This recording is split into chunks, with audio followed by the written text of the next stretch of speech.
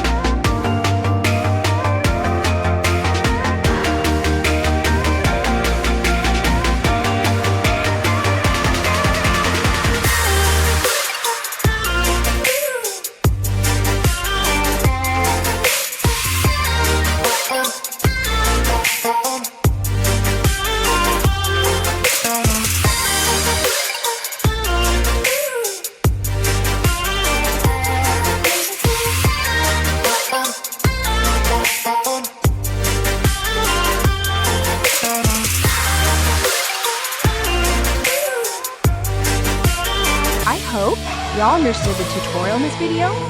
If you have any doubts related to the tutorial, feel free to ask in the comment section, and don't forget to subscribe to my channel and like this video. Well, right, but my voice is not that good, but I tried my best to teach you all about texturing to you in the second part.